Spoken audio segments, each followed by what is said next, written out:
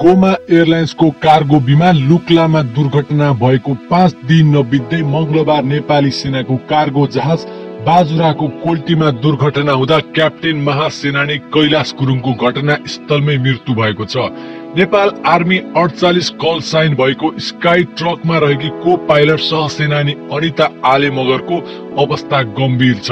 सैनिक प्रवक्ता झंकर कडायालका अनुसार को पाइलट अनिताको नेपालगञ्ज स्थित शिक्षण अस्पतालको भेन्टिलेटरमा उपचार भइरहेको छ। विमानको पछाडि बसेका स्टेवार्ड पूर्णबहादुर खड्का भने गम्भीर घाइते छन्। उनको छाउनी स्थित सैनिक अस्पतालमा उपचार भइरहेको छ। सेनाले उनको अवस्था खतरा मुक्त रहेको जनाएको छ।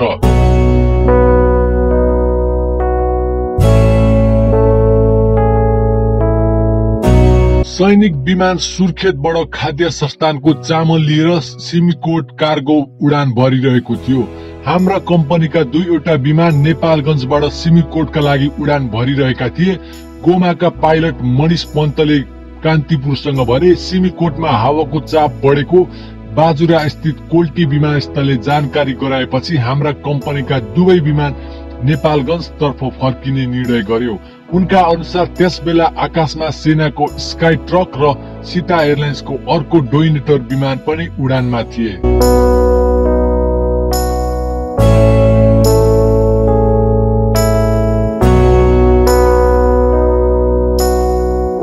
मान सरोवरका लागि तीर्थयात्री राखेर नेपालगञ्जबाट उडेका गोमाका 2 लेट विमान नेपालगञ्ज तर्फ फर्के भने सीता र सैनिक विमान सिमिकोट नेपालगञ्जको हवाई रुटमै पर्ने कोल्टी तर्फ डाइभर्ट भएका थिए।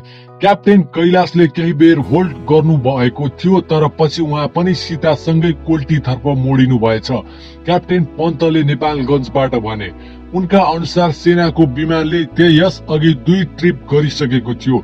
सीताको विमान कोल्टीमा अवतरण भएको करिब 2 मिनेट पछि 11:15 बजे सेनाको स्काई ट्रक अवतरणका लागि धावन मार्ग आइपुगेको थियो। तर पहिलो पाङ्ग्रा टेक्ने रेखा भन्दा धेरै अगाडि टेक्न पुग्दा विमानले नियन्त्रण गुमाउन पुगेको प्रत्यक्षदर्शीले बताएका छन्। धावन मार्गको टच डाउन मार्ग नटेकेर यो विमानले आधा भागमाथि नै ल्यान्डिङ गियर राखेको थियो। प्रत्यक्षदर्शी तथा सीताका स्टेशन म्यानेजर मनराज थापाले भने टच डाउन रेखामा नटेकेर आधा भागमा टेक्दा जहाज सिधै तार जाली उछिन्दै करिब 60 मिटर पर उछिटियो। आगो भने लाग्न पाएन।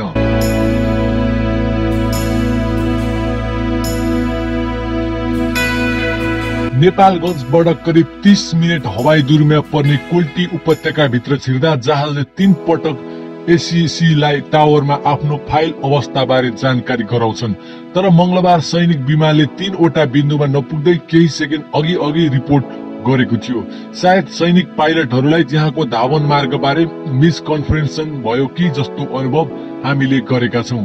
उक्त विमानले कोल्टीमा अवतरण गरेको एटीसीसँग गरेको संवाद सुनेका थापाले भनेका छन्।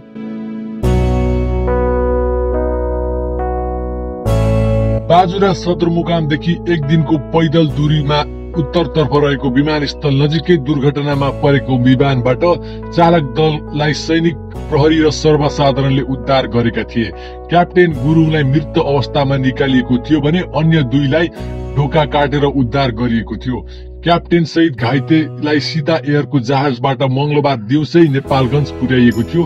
त्यहाँबाट मृतक क्याप्टेन र स्टेवार्ड खड्कालाई सेनाको हेलिकप्टरबाट काठमाडौँ ल्याइएको थियो।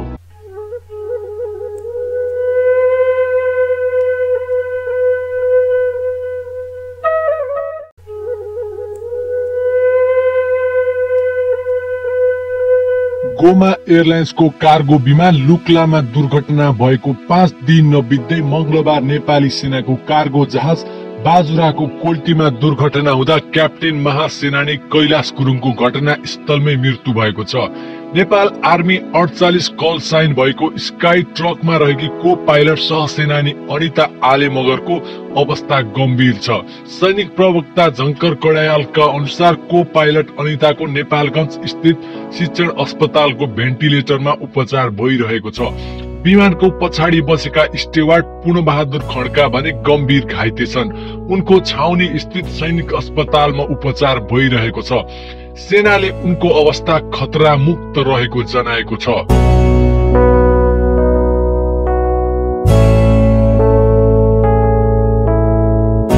सैनिक विमान सुर्खेतबाट खाद्य संस्थानको चामल लिएर सिमीकोट कार्गो उडान भरिरहेको थियो।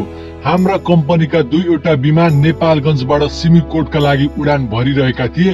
गोमाका पाइलट मनिष पन्तले कान्तिपुरसँग भने सिमीकोटमा हावाको चाप बढेको बाजुरा स्थित कोल्टी विमानस्थलले जानकारी गराएपछि हाम्रा कम्पनीका दुवै विमान नेपालगञ्ज तर्फ फर्किने निर्णय गर्यो। उनका अनुसार त्यसबेला आकाशमा सेनाको स्काई ट्रक र सीता एयरलाइन्सको अर्को डोइनेटर विमान पनि उडानमा थिए।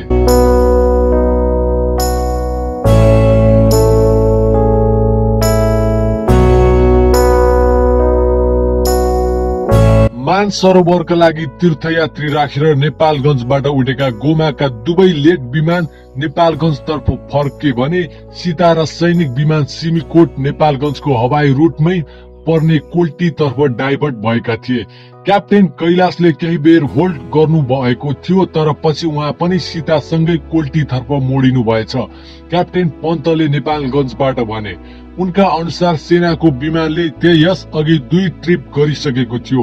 सीताको विमान कोल्टीमा अवतरण भएको करिब 2 मिनेट पछि 11:15 बजे सेनाको स्काई ट्रक अवतरणका लागि धावन मार्ग आइपुगेको थियो। तर पहिलो पाङ्ग्रा टेक्ने रेखा भन्दा धेरै अगाडि टेक्न पुग्दा विमानले नियन्त्रण गुमाउन पुगेको प्रत्यक्षदर्शीले बताएका छन्। धावन मार्गको टच डाउन मार्ग नटेकेर यो विमानले आधा भागमाथि नै ल्यान्डिङ गियर राखेको थियो। प्रत्यक्षदर्शी तथा सीताका स्टेशन म्यानेजर मनराज थापाले भने टच डाउन रेखामा नटेकेर आधा भागमा टेक्दा जहाज सिधै तार जाली उछिन्दै करिब 60 मिटर पर उछिटियो। आगो भने लाग्न पाएन।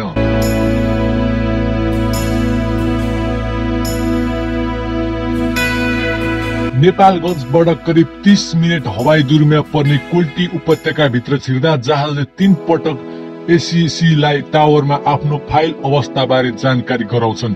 तर मंगलबार सैनिक विमानले 3वटा बिन्दुमा नपुग्दै केही सेकेन्ड अघि रिपोर्ट गरेको थियो। सायद सैनिक पाइलटहरूलाई त्यहाँको धावन मार्गबारे मिसकन्फरेन्सन भयो कि जस्तो अनुभव हामीले गरेका छौं। उक्त विमानले कोल्टीमा अवतरण गरेको एटीसीसँग गरेको संवाद सुनेका थापाले भनेका छन्।